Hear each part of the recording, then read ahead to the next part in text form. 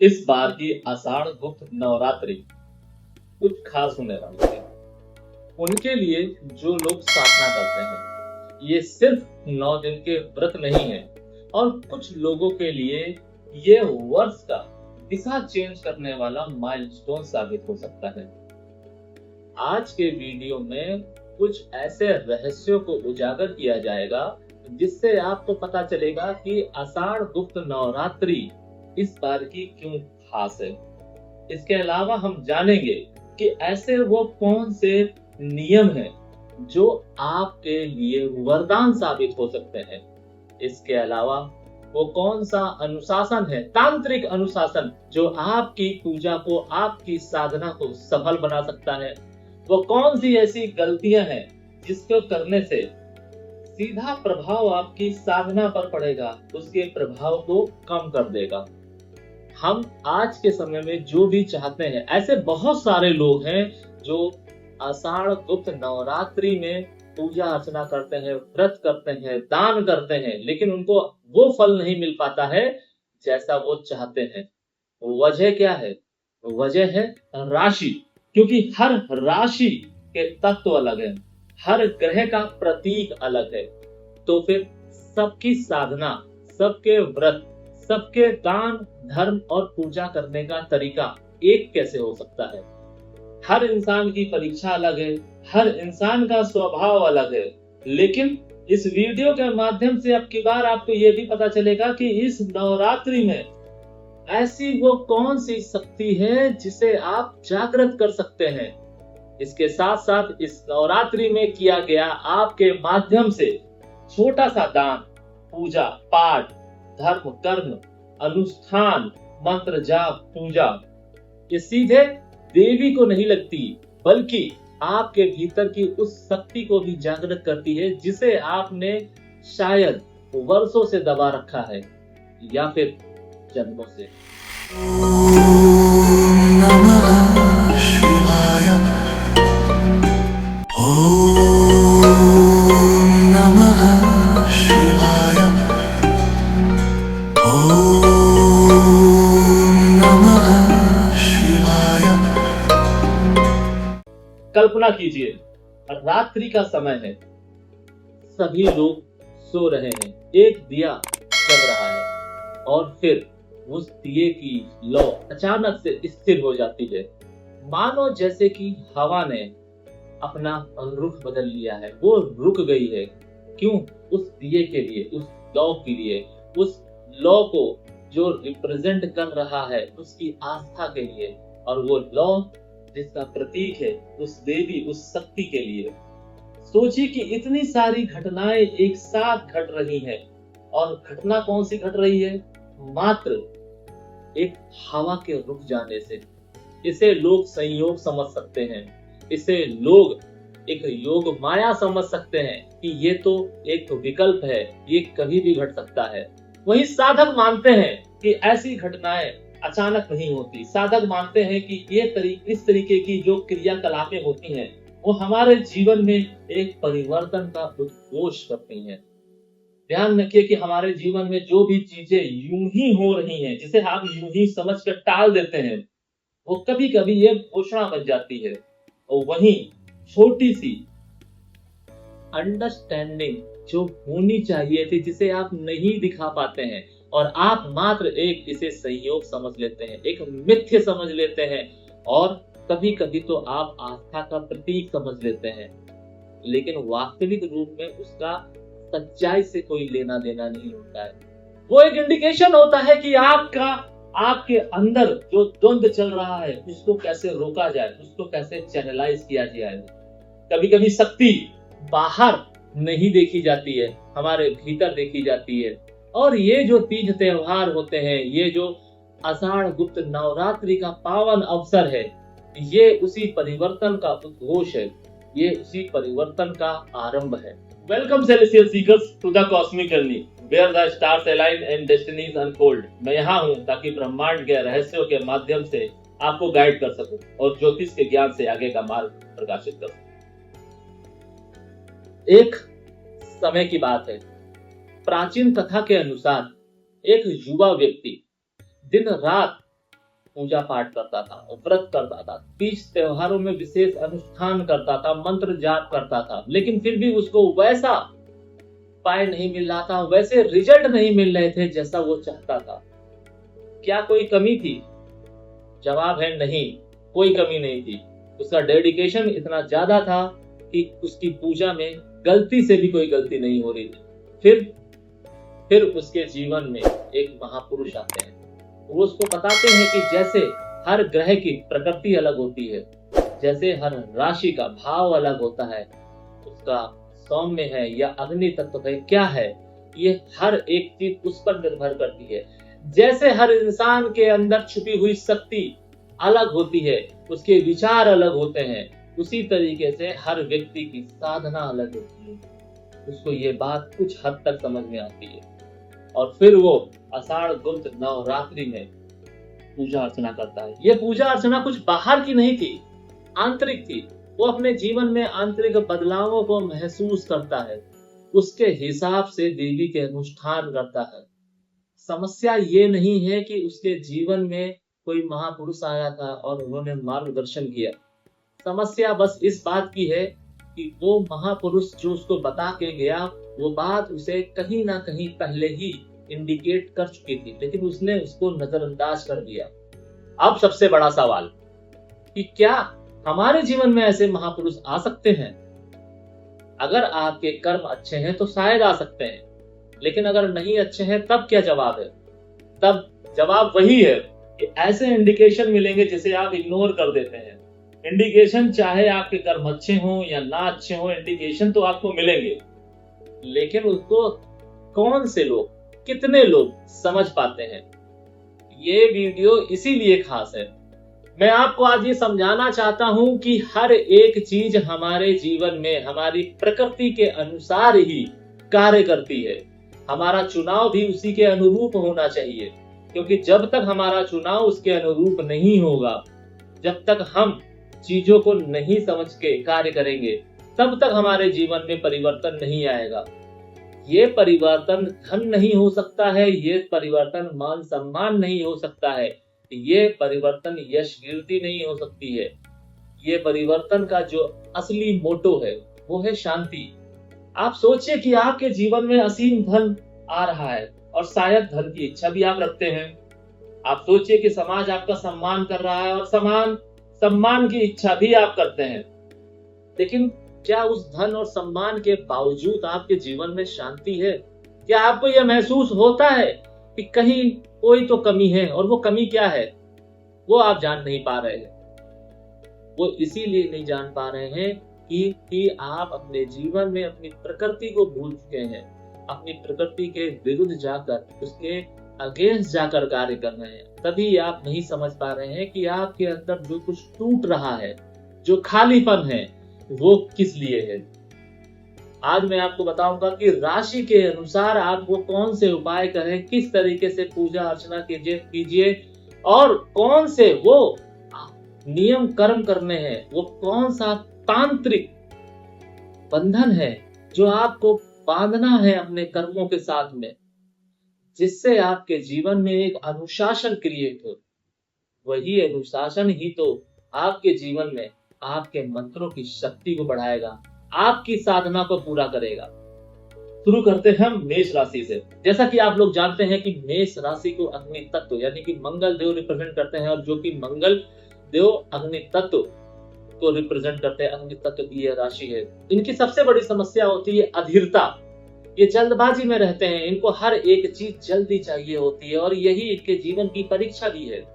इसको इस अधीरता पर नियंत्रण करना है। इन 9 दिनों में आपको माता को लाल पुष्प चढ़ाने हैं, मगर ध्यान रखिए कि ये लाल पुष्प आपको माता को एक ही समय पर चढ़ाने हैं, यानी कि 9 के 9 दिनों में आप एक समय डिसाइड कर लीजिए, उस समय आपको ये पुष्प चढ़ाने हैं। आप जो पूजा अर्चना कर रहे हैं उसको वैसे ही कीजिए। जिस मंत्र को आप जाप करना चाहते हैं उस मंत्र का आप जाप कीजिए, यथासंभव कीजिए। उसके साथ साथ ये जो मैं बता रहा हूं कि देवी को पुष्प अर्पित कीजिए, यानी कि देवी के 9 रूपों को एक ही समय पर प्रतिदिन पुष्प अर्पित कीजिए और अपनी श्वास पर नियंत्रण कीजिए। पुष्प अर्पित करने के बाद लाल आसन पर बैठिए और अपनी श्वास पर नियंत्रण कीजिए। 9 बार आप अपनी सांस को फोकस करते हुए छोड़िए और खींचिए। उसके बाद आपको 108 बार ओम ऐं ह्रीं क्लीं चामुंडाय विच्चे मंत्र का जाप करना है। ध्यान रखिए कि जितने भी साधक हैं, साधना करना चाह रहे हैं, सिद्धि पाना चाहते हैं, मेष लग्न के आप लोग हैं अगर, चाहे वो जातक हो या जातिका, वो ये क्रिया करने के बाद ही अपनी साधना में तल्लीन होंगे। इससे आपकी साधना में एक स्थिरता आएगी, एक पॉजिटिव अलायंस क्रिएट होगा, जिससे आपके जीवन में एक परिवर्तन आएगा।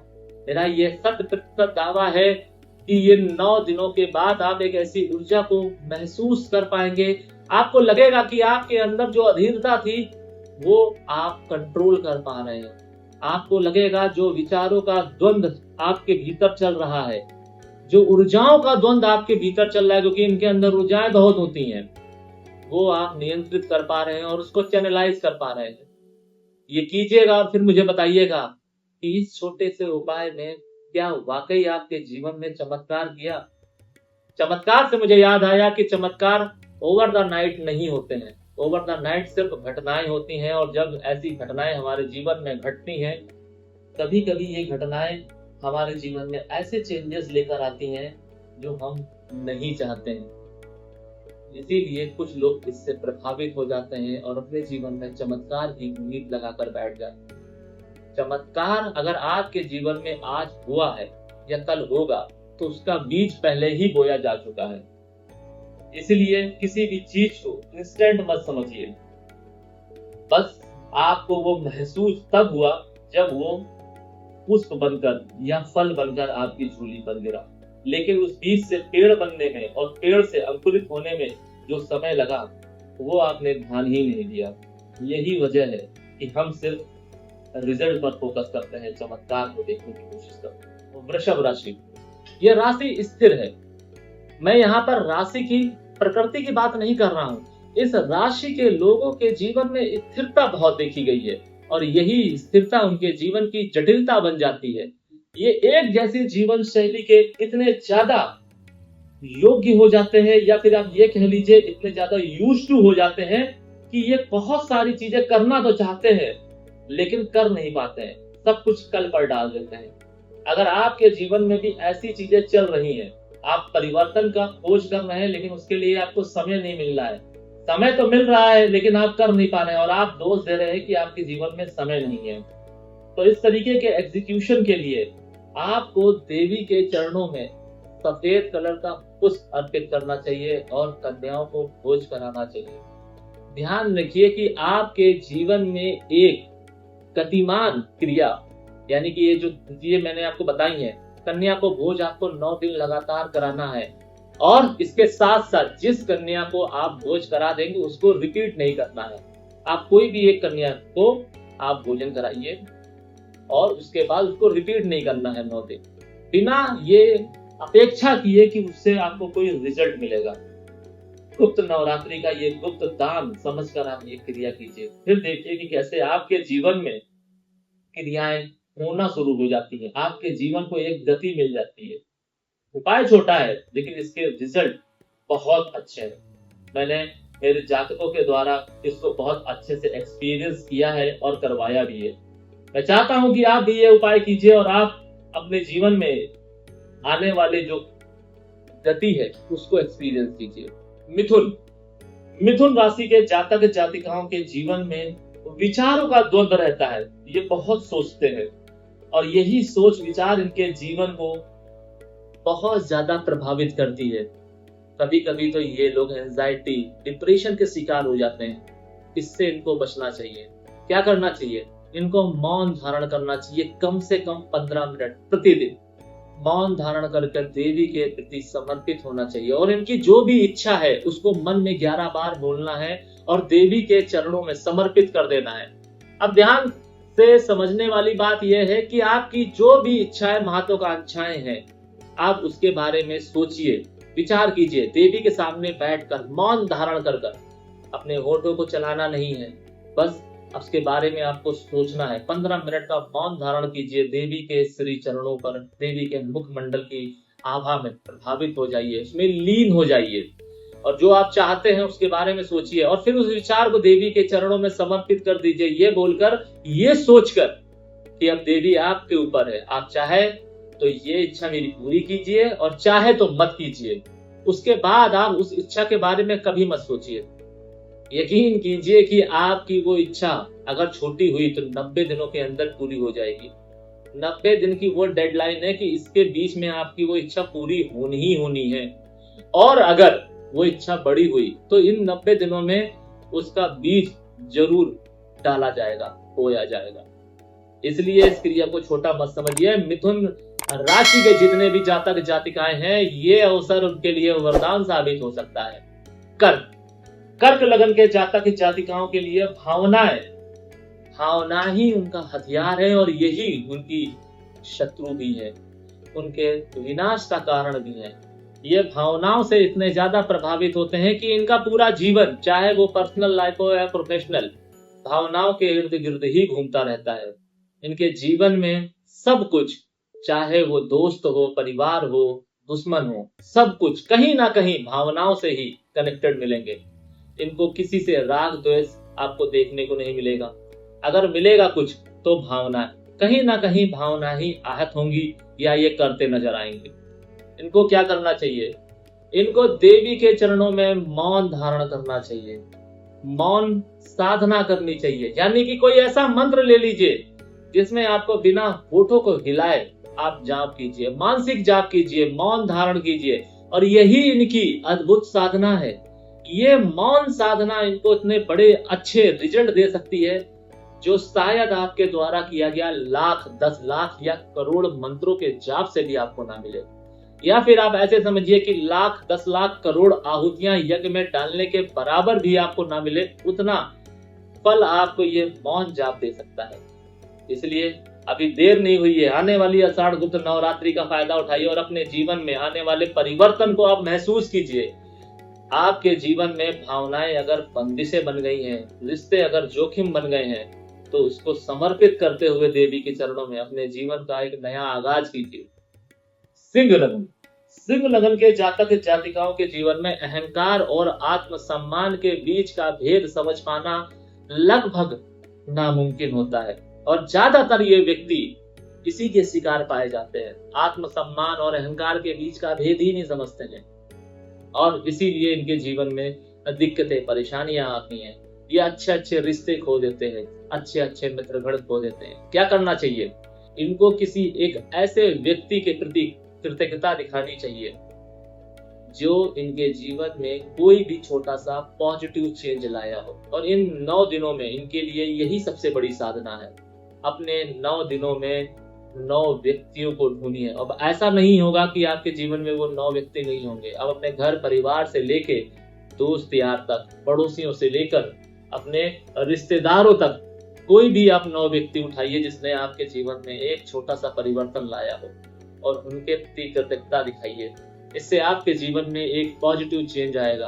अहंकार की ये बेड़ियां आप तोड़ पाएंगे, क्योंकि यही अहंकार आपके जीवन की बंदिश है। यही अहंकार आपकी ग्रोथ को रोक कर बैठा हुआ है और यही अहंकार आपकी हेल्थ भी खराब कर सकता है।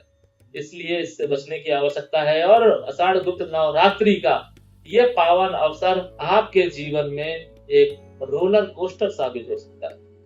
कन्या लगन के जातक जातिकाएं हर एक चीज को तर्क से जोड़ते हैं, लेकिन भक्ति, स्पिरिचुअलिटी, अकल्ट तर्क से नहीं, समर्पण से चलता है।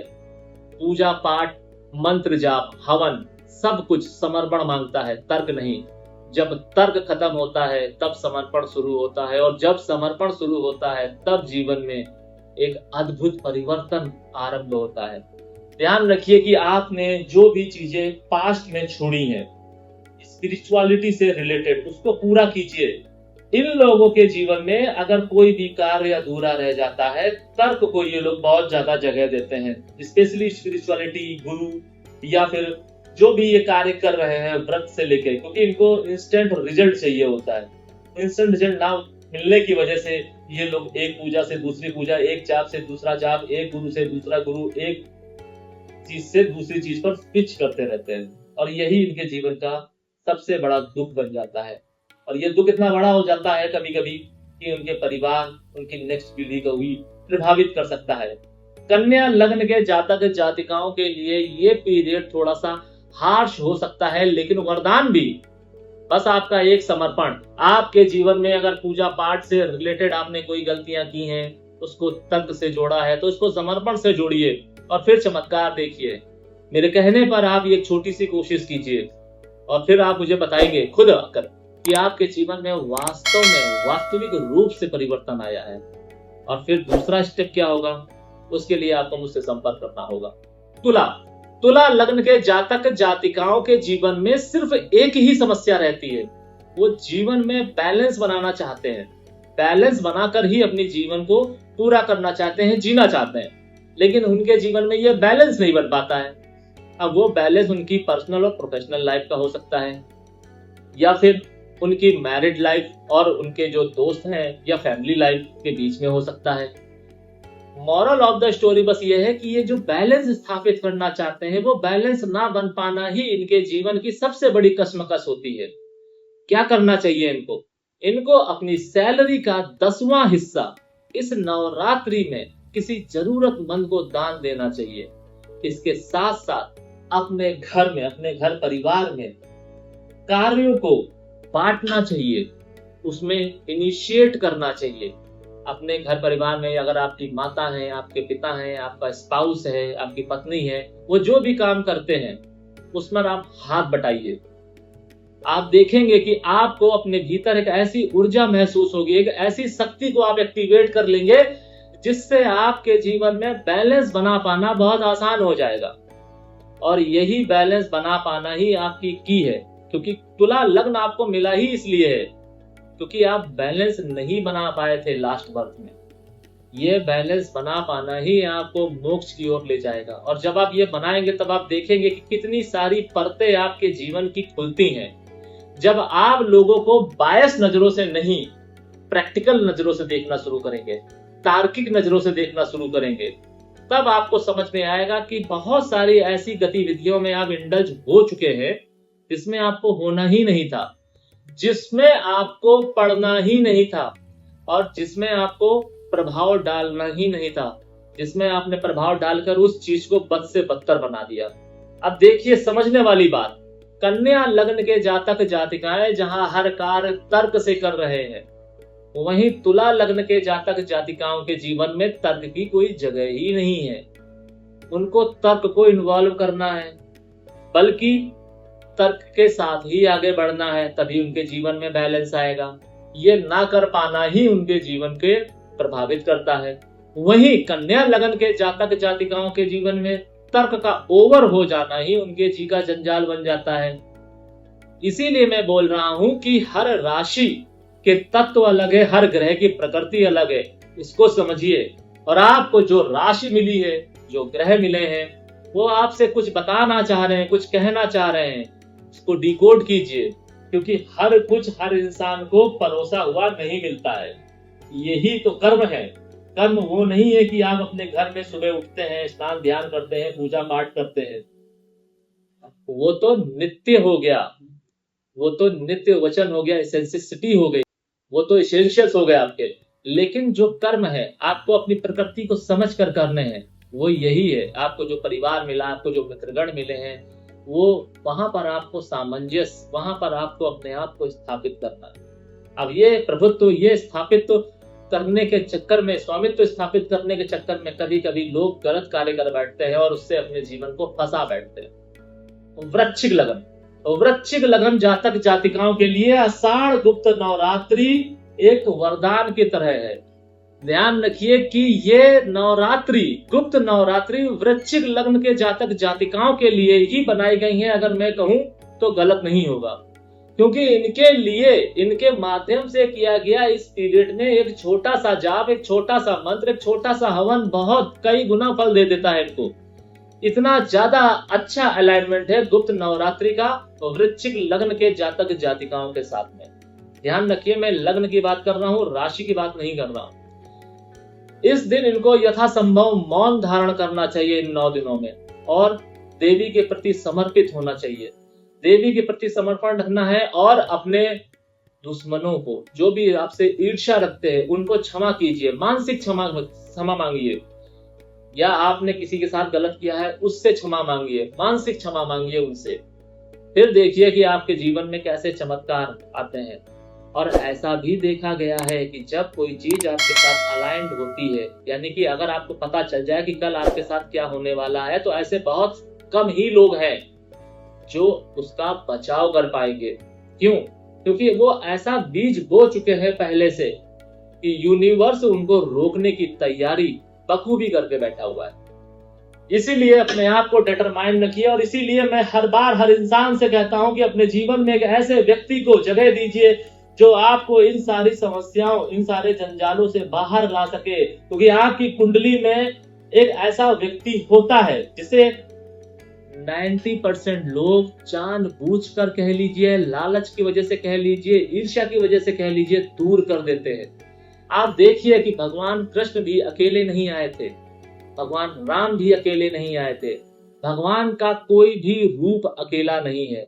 अगर उन्होंने धरती पर एक सर्टेन समय गुजारा है, मैं छोटे रूप की बात नहीं कर रहा हूं, फिर वो चाहे नरसिंह भगवान का रूप हो, फिर वो चाहे कोई भी रूप हो भगवान का, अगर वो थोड़ी देर के लिए, थोड़े समय के लिए आए हैं, वो एक अलग बात है। लेकिन अगर भगवान का कोई भी रूप एक सर्टेन समय के लिए आया है, तो उनके साथ साथ कोई एक ऐसा व्यक्ति आया है जिन्होंने उनका साथ दिया है। तो वो साथ देने वाले चाहे बलराम हो या फिर लक्ष्मण जी ही होना। इसीलिए आपको ये समझना होगा कि हमारी कुंडली में भी एक ऐसा व्यक्ति होता है जिसे हम बस बेवकूफी की वजह से अपने जीवन से दूर कर देते हैं, जो अगर आपके जीवन में जीवन भर आपके साथ रहा या रहे, तो आपका पूरा जीवन परिवर्तित हो सकता है। आपके जीवन के दुखों को वो निगल सकता है, वो खा सकता है, वो हटा सकता है, वो सुखों को चैनलाइज कर सकता है। बात अजीब जरूर लग रही होगी, लेकिन कड़वा सत्य है। धनु लगन के जातक जातिकाओं को गुप्त नवरात्रि में एक गुरु के शरण में जरूर जाना चाहिए। अगर आपने गुरु बना रखा है तो उनकी शरण में जाइए, उनकी सेवा कीजिए। उनके घर में, उनके परिवार में अगर कोई व्यवस्था आप कर सकते हैं तो ये अति उत्तम। क्योंकि धनु लग्न के जातक जातिकाओं के जीवन में गुरु का बहुत बड़ा रोल होता है, उनकी अपनी अंतरात्मा का बहुत बड़ा रोल होता है। ऐसे लोग अपनी आत्मा के माध्यम से, यानी कि गुरु से प्रभावित जितने भी लोग हैं, वो बहुत कुछ चाहते हैं दूसरों के लिए करना, अपने परिवार के लिए करना, लेकिन वो अपने मन को मार लेते हैं, लालच के वशीभूत होकर, परिस्थिति के वशीभूत होकर। बस उनको यही नहीं करना है। अगर आपके अंदर भाव आ रहा है कि आप अपनी सैलरी का एक हिस्सा दान कर दें, अगर आपको ये भाव आ रहा है कि आप किसी की मदद कर दें, शारीरिक तौर पर, मानसिक तौर पर या फिर धन से, तो आप उसकी मदद कीजिए। क्योंकि ये भाव आपका नहीं है, ये भाव उस गुरु के माध्यम से, उस आत्मा का भाव है जो आपको कहीं ना कहीं एक कर्ज है, उसको चुकाना है। और ये ना चुकाकर आप एक गलती कर रहे हैं। ये छोटे छोटे इंडिकेशंस हैं जो आपको करने चाहिए, लेकिन आप कर नहीं रहे हैं। और इस नवरात्रि में अगर आपके मन में कोई भी विचार आ रहा है, अगर आ रहा है कि आपको धूमधाम से ये नवरात्रि मनानी चाहिए, तो मनाइए। अगर आपके मन में ये विचार आ रहा है कि माता का जगराता करना चाहिए, तो कीजिए। अगर आपके मन में विचार आ रहा है कि माता का भंडारा कराना चाहिए, तो कीजिए। अगर आपके मन में विचार आ रहा है कि आपको अपने घर परिवार या किसी व्यक्ति विशेष की मदद करनी है, तो कीजिए। क्योंकि ये सिर्फ एक विचार नहीं है, ये एक आदेश है, आदेश उस गुरु का, जो शायद आपके जीवन में कई जन्मों से जुड़ा हुआ है। उसकी आवाज आपकी अंतरात्मा के माध्यम से आपके कानों तक पहुंच रही है। आपके कॉन्शियस एंड सबकॉन्शियस माइंड की पुकार बन रही है, जिसे आप इग्नोर कर रहे हैं।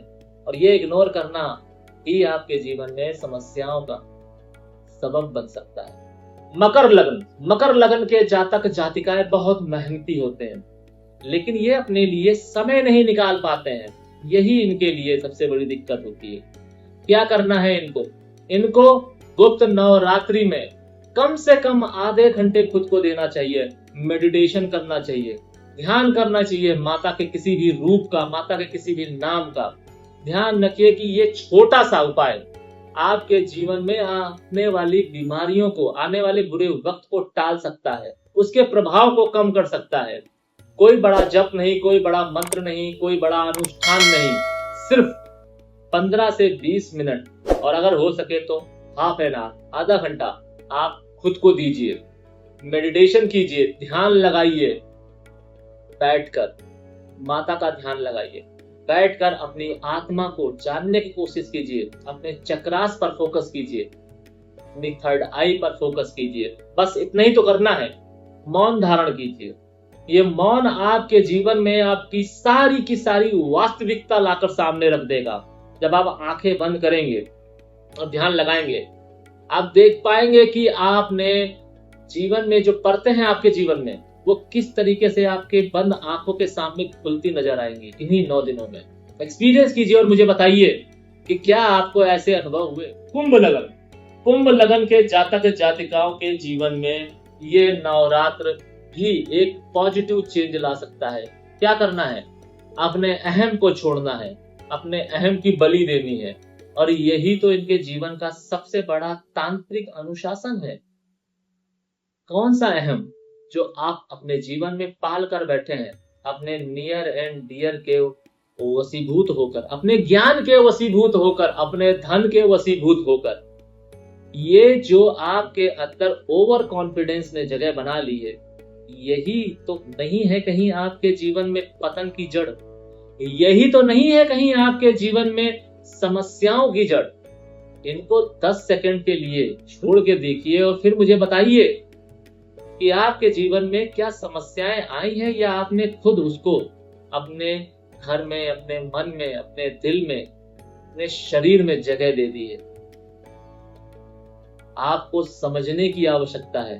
और माता के किसी भी एक मंत्र की, जो भी मंत्र आपको पसंद हो, यहां पर कोई स्पेसिफिक मंत्र नहीं है, उस मंत्र की 11 माला आप जाप कीजिए और माता को बोलिए कि मेरे मन में जो भी ये अहम है, जो अहंकार है, इसको आप हर लीजिए और अपने आप को न्यूट्रल कीजिए।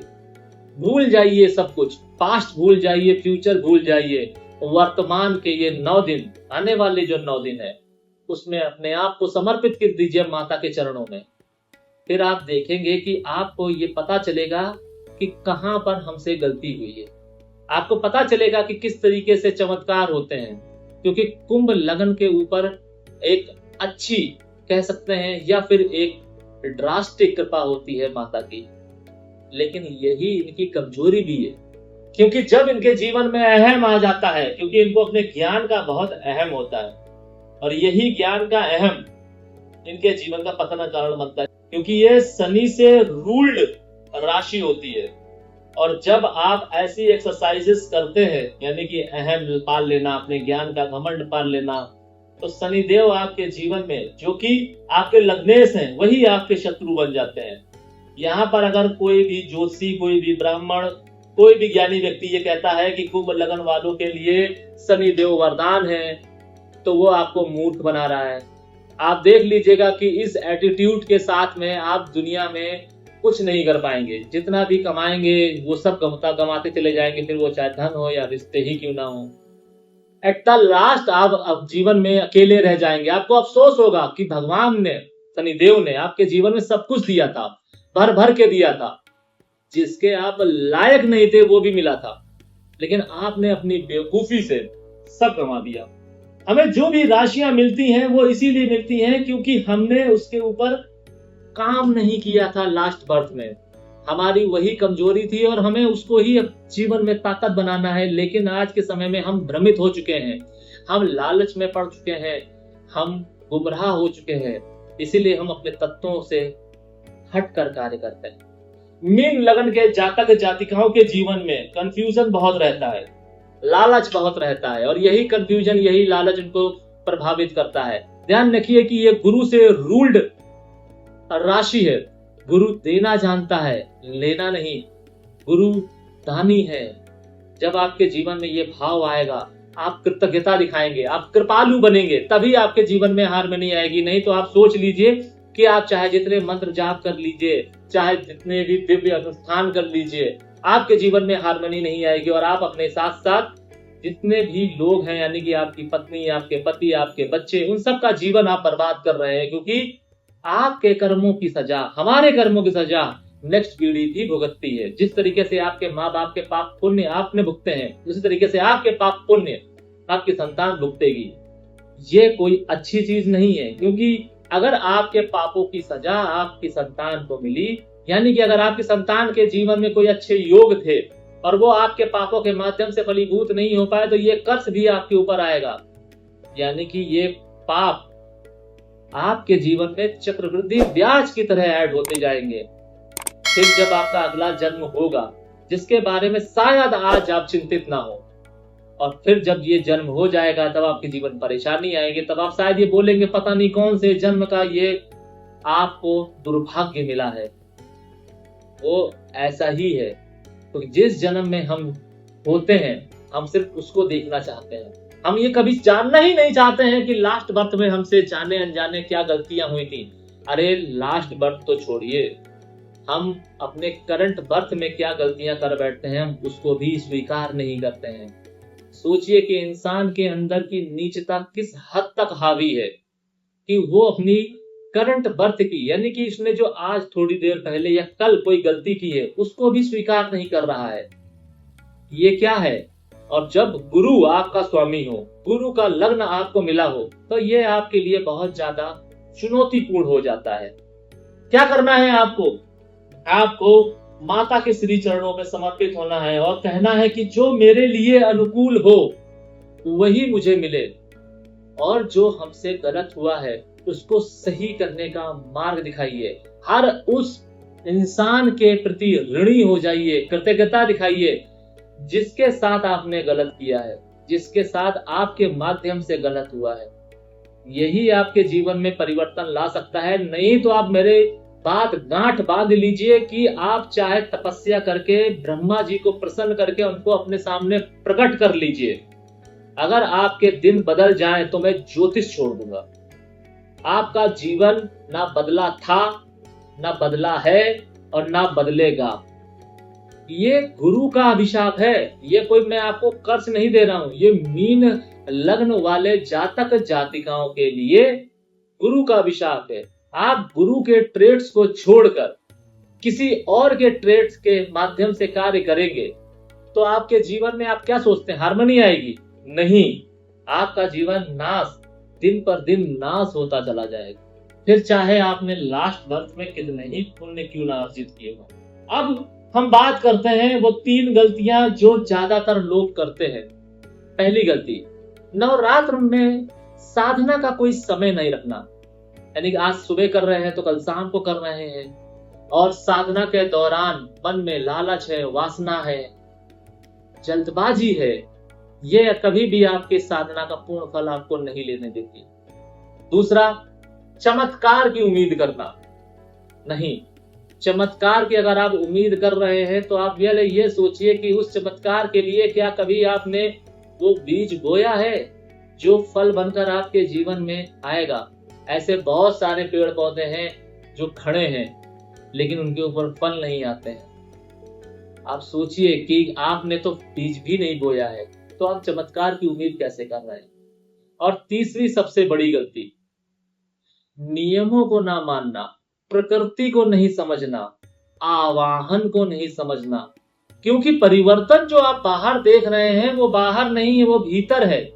भीतर जब परिवर्तन आएगा, विचारों की जब शुद्धि होगी, तभी तो आप लायक बनेंगे उसके जो आप चाहते हैं। फिर वो चाहे धन हो, मान सम्मान हो, या फिर समाज में आपकी स्थिति हो, वर्चस्व हो, हर वो चीज आप पा सकते हैं, चाहे वो भाग्य में लिखा हो या ना लिखा हो। लेकिन उसके लिए खुद को लायक बनाना है। भाग्य का रोल कहां पर आता है? भाग्य का रोल वहां पर आता है कि अगर आज के समय में आप कुछ चाहते हैं और आपका भाग्य प्रबल है तो आप बहुत आसानी से अपने आप को परिवर्तित कर पाएंगे। लेकिन अगर आपके भाग्य में वो चीज नहीं है तो ऐसे योग बनेंगे कि आप अपने आप को परिवर्तित नहीं कर पाएंगे, और तब जरूरत पड़ती है कर्म की, तब जरूरत पड़ती है व्रत की, तब जरूरत पड़ती है तपस्या की। यानी कि आप अपनी प्रकृति से हटकर अपने आप को मजबूत और अनुकूल बनाने के लिए मेहनत कर रहे हैं, अपने आप को घिस रहे हैं, अपने आप को ब्रह्म बना रहे हैं। और जब आप ब्रह्म बन जाते हैं तब आपके लिए हर एक चीज बाय प्रोडक्ट हो जाती है। ये सब कुछ बहुत सरल है, कॉम्प्लिकेटेड हम सब ने बना रखा है। ध्यान रखिए, कोई बड़ा अनुष्ठान से ही आपके जीवन में हार्मनी आ जाए ये जरूरी नहीं है। कोई महंगा रत्न पहनने से हार्मनी आ जाए ये भी जरूरी नहीं है। एक छोटा सा परिवर्तन महसूस करने से भी हार्मनी आ सकती है। इसको आप करके तो देखिए। और ये जो दिन है, जो तिथियां हैं, नवरात्र की 9 तिथियां, ये वरदान से कम नहीं है। देवी के साथ साथ आप इन दिनों इन तिथियों के हिसाब से अगर उस देवी देवता यानी कि अपने 9 ग्रहों को भी अच्छा कर सकते हैं। इसके ऊपर मैंने एक डेडिकेटेड वीडियो बनाया हुआ है, आप जाके प्लेलिस्ट में देख सकते हैं कि कैसे आप अपने ग्रह को अच्छा कर सकते हैं नवरात्रि के माध्यम से। और जितने भी साधक हैं, साधना करना चाहते हैं, सिद्धि पाना चाहते हैं, वो हमसे कंसल्ट कर सकते हैं। मैं आपको बताऊंगा कि ऐसे कौन सी शक्ति, ऐसे कौन से वो तत्व है जिसके माध्यम से आप वो स्पेसिफिक सिद्धि करके उस तत्व को एक्टिवेट कर सकते हैं अपने अंदर।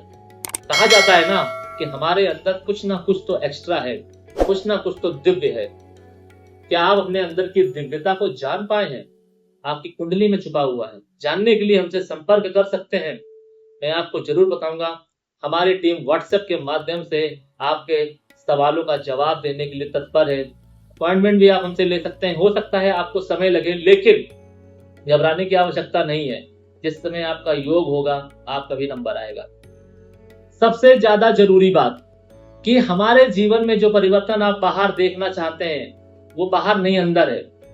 आपके जीवन का कभी कभी वो खास व्यक्ति आपके जीवन में आईने के सामने आपको मिल जाएगा। ये भी एक बहुत बड़ी साधना है।